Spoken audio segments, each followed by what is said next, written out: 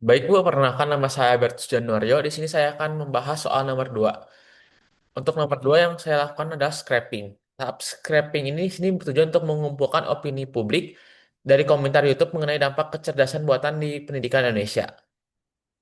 Oke, yang saya lakukan secara teknis itu yang pertama, menggunakan YouTube Data API dengan beberapa keyword pencarian terkait AI dan pendidikan juga. Lalu selanjutnya mengambil daftar video berdasarkan hasil pencarian. Selanjutnya men-scrap komentar dari setiap video. Lalu menggabungkan seluruh komentar menjadi dataset tunggal dan menyimpannya dalam CSV. Ini adalah dataset. Oke, di sini saya mendownload dulu library-nya yang dibutuhkan, yaitu Google API Python Client. Lalu selanjutnya di sini saya mengimport library. Ada Pandas, Google Client, Google Client Errors, dan TKDM. Lalu saya setelah membuat API-nya, eh, ini adalah API saya, API YouTube saya. Lalu selanjutnya di sini saya melakukan proses scraping. Oke, di sini saya menggunakan kata-kata keywords untuk di pencariannya, misalkan AI Pendidikan Indonesia, ChatGPT untuk tugas sekolah, lalu etika AI Pendidikan 2024 Indonesia. Saya setelah melakukan pencarian di sini. Oke, di sini saya masukkan ke data frame dan save-nya ke dalam CSV. Di sini terlihat bahwa misalkan teksnya adalah Genius AI Chatbot Assistant, lalu pakai Google juga bisa gak sih? Oke. Interpretasinya tuh datanya yang terkumpul tuh merupakan opini natural dan belum terstruktur. Nanti kita akan di pre-processing untuk eh, biar agar terstruktur. Lalu selanjutnya adalah variasi kata kunci membuat dataset memiliki coverage yang luas. Lalu selanjutnya data cukup representatif untuk modeling awal karena mengandung bahasa yang natural. Oke, kita masuk ke dalam tahap pre-processing. Tujuan tahap ini adalah menghilangkan noise agar model unsupervised ini lebih mudah menentukan struktur laten dalam teks. Di sini kita mengimport dulu library yang dibutuhkan. Lalu selanjutnya eh, tambahkan custom store word yang eh, kata-kata yang sering muncul dan yang tidak penting. Lalu di sini saya konversi stringnya dan lowercase-nya. Lalu hapus URL karena URL menurut saya eh, tidak terlalu berguna. Lalu hapus angka, lalu hapus tanda baca dan karakter seperti emoji dan lain-lain. Lalu hapus white space berlebih, spasi ganda, lalu tokenisasi. Lalu gabungkan menjadi suatu kalimat. Lalu di sini saya menerapkan fungsi ke dalam kolom teks. Lalu saya drop baris yang kosong setelah cleaning dari kode ini dan hapus duplikat. Oke, interpretasi umum dalam pre-processing ini adalah limbah data seperti emoticon, URL, spam, atau komentar yang sangat pendek itu saya eliminasi. Lalu proses ini tentu menurunkan volume tetapi meningkatkan kualitas sinyal untuk analisis berikutnya. Selanjutnya di representation, di sini saya melakukan dua pendekatan, yaitu TF-IDF dan sentence bird atau S-bird. TF-IDF ini tuh berbasisnya tuh frekuensi data, lalu tidak memahami konteks dan semantik, lalu cocoknya untuk baseline. Lalu S-bird ini menghasilkan embedding berbasis konteks kalimat dan bisa membedakan makna makna. Jadi misalkan AI membantu belajar versus AI bikin siswa malas. Di sini saya import library yang dibutuhkan.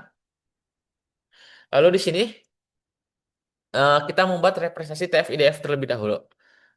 Di sini saya menggunakan minimal DF5, artinya kita harus muncul minimal di 5 komentar. Lalu transformasi teksnya ke dalam angka. Oke, next. Setelah itu saya install dulu terlebih dahulu sentence transformnya. Lalu di sini tuh modelnya tuh mengandung 50 plus bahasa termasuk Indonesia dan yang sangat ringan. Oke, next kita ke sini. Oke, ini di SBIRD. Jadi karena SBIRD itu kan tadi embedding. Jadi simpan embedding-nya tuh ke file pickle. Lalu eh, di TF-IDF-nya tuh simpan TF-IDF-nya tuh ke dalam matriks.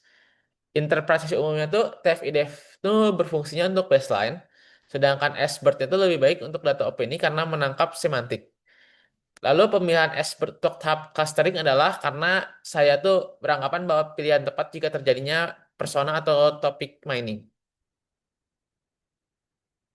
Next, kita masuk ke tahap clustering dan seal hottest score.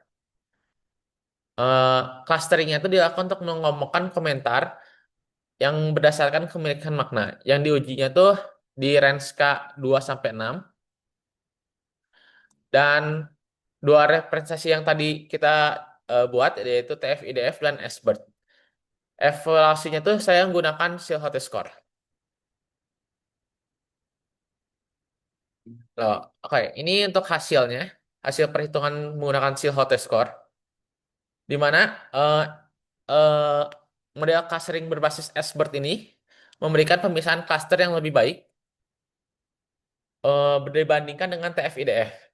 Jadi ini tuh menunjukkan bahwa embedding kontekstual itu lebih representatif dalam menangkap opini publik yang bersifatnya informal dan semantik. Lalu saya buat perbandingan kualitas cluster yaitu TF-IDF versus SBIRT. Dari grafik ini tuh terlihat jelas bahwa SBIRT tuh menunjukkan performa clustering yang lebih baik dibandingkan TF-IDF untuk seluruh variasi jumlah cluster. Expert itu mencapai puncak performa di sini pada K sama dengan 4 yang mengindikasikan bahwa embedding semantik itu lebih mampu mengekstraksi seluruh struktur latent dari opini publik.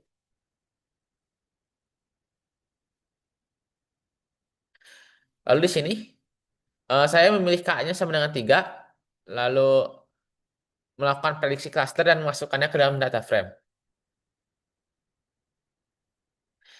Implikasinya itu karena datasetnya itu tidak timpang, jadi tidak ada dominasi yang ekstrim. Lalu bagus untuk persona analisis karena memungkinkan interpretasinya tuh sosial yang seimbang. Ini saya buat PCA visualization. Dari plot PCA ini kita lihat bahwa cluster nol yang ungu, tersebarnya itu luas dan tidak terlalu padat, menandakan bahwa personanya itu lebih variatif dan opininya itu lebih campur. Lalu cluster satu lebih padat dan kompak, tapi persona cenderungnya tuh konsisten dan seragam. Artinya komputer dalam cluster ini tuh punya semantik yang mirip. Lalu cluster kedua yang yang kuning, sorry, em, menandakan bahwa relatif menyebar tetapi berada di separasi yang jelas dari cluster satu. Artinya kategori ini tuh punya topik yang membedakannya secara semantik. Oke, yang menarik dari ketiga cluster ini tuh ketiga cluster ini tidak ada yang overlap berat, hanya bersinggungan di boundary. Ini menandakan bahwa si S-BERT-nya tuh berhasil memisahkan konteks. Lalu kita masuk ke persona analis. Di sini saya mendownload dulu seperti biasa dan mengimport library yang dibutuhkan. Lalu saya mengambil semua teks dalam cluster tersebut, lalu buat ke dalam word cloud di mana width-nya ada 800, height-nya ada 400, background color-nya ada white. Lalu saya untuk menampilkan gambar di sini yang akan dilakukan di sini. Lalu menampilkan 5 komentar yang eh, mungkin salah satunya untuk validasi. Oke, kita lihat di sini. Untuk cluster nol, contoh komentar cluster yang sering munculnya tuh adalah bayar. Itu AI tidak sepintar itu. Bisa buat anak SMP gawang.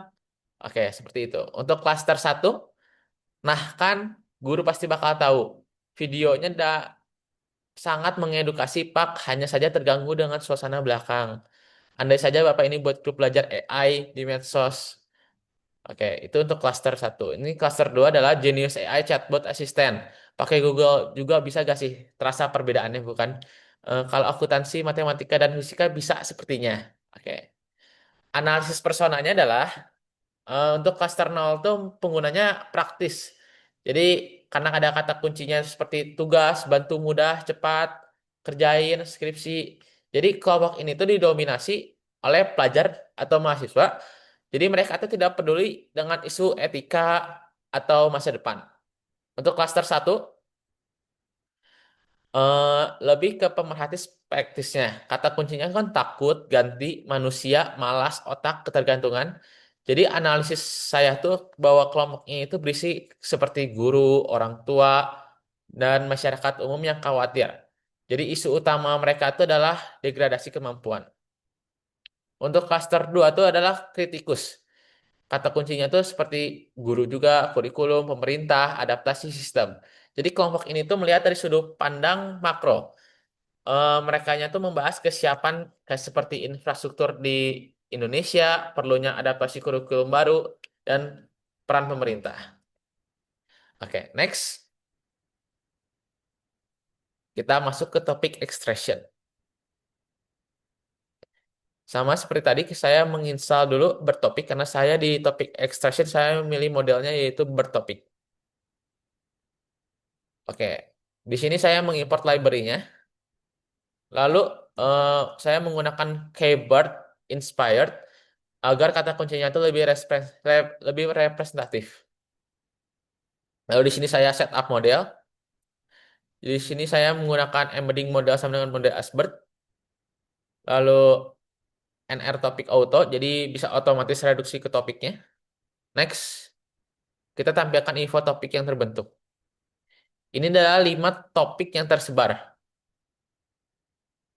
Misalkan di topik 0 ada ilmu pintar, intinya tugas. Jadi saya representationnya tuh menggunakan ilmu pintar, intinya tugas, hasilnya.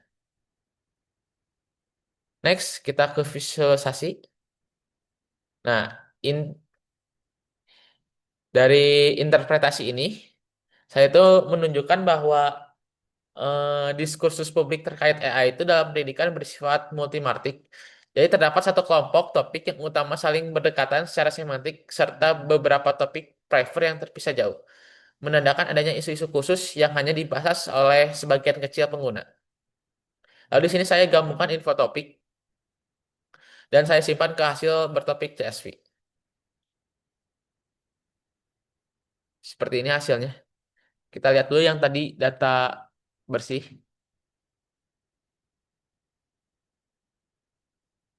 Ini adalah contoh data bersihnya. Lalu ada dataset komentarnya. Ini adalah contoh dataset komentarnya. Lalu tadi yang terakhir hasil bertopiknya. Ini adalah hasil bertopiknya contohnya.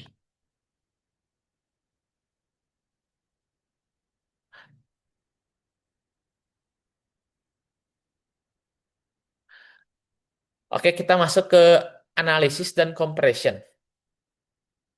Kita langsung masuk aja ke sini. Dari ini tuh menandakan bahwa sumbu X-nya tuh topik hasil bertopiknya. Lalu sumbu Y-nya tuh pesona hasil clustering S-BERT-nya. Ada 0, 1, 2 di sini. Ini sumbu Y, ini sumbu X. Oke, dilihat dari cluster 0, yang paling dominan tuh adalah yang ini. 0 keren, bagus, menarik, hebat.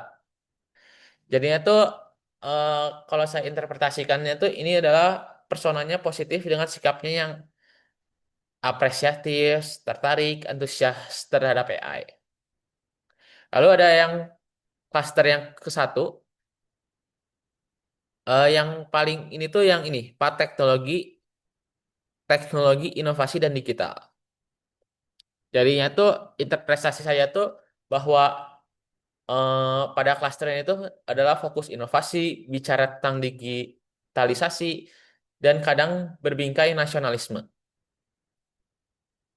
Lalu klaster yang terakhir, klaster 2 yaitu pada chat, GPT, percakapan, dan ngobrol. Jadi itu menandakan bahwa itu kayak misalkan penggunanya tuh utilitarian. Jadi inferensi sikap melihat AI-nya itu sebagai alat ngobrol, penggunanya tuh ringan dalam sehari-hari. Oke, terakhir ini adalah persona analisis eh, kembali untuk topik yang Anda peroleh. Analisis yang pertama adalah diskursus publik bersifat multidimensional.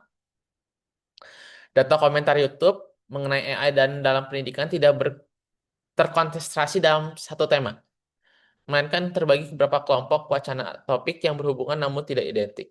Yang kedua adalah persona clustering mengindikasikan segregasi attitude. Jadi clustering yang bersifat berbasis S-Bird, menghasilkan tiga persona utama dengan distribusi yang relatif seimbang. Lalu yang ketiga adalah representasi semantik lebih efektif daripada representasi leksikal. Jadi kan tadi kita membandingkan TF-IDF dan S-Bird menggunakan Silhouette score. Jadi bahwa dilihat S-Bird-nya tuh consistently outperform terhadap TF-IDF. Lalu ketertarikan persona dan topik bersifat selektif. Yang tadi kita pelajari yang cluster 012. Lalu terakhir comparison. eh TF-IDF itu cocok untuk baseline. Lalu S-Bird-nya tuh unggul untuk persona analis. Lalu bertopik untuk unggul untuk wacana atau isu mining. Lalu kalau misalkan dikombinasikan, optimum untuk studi yang berbasis teks. Terima kasih.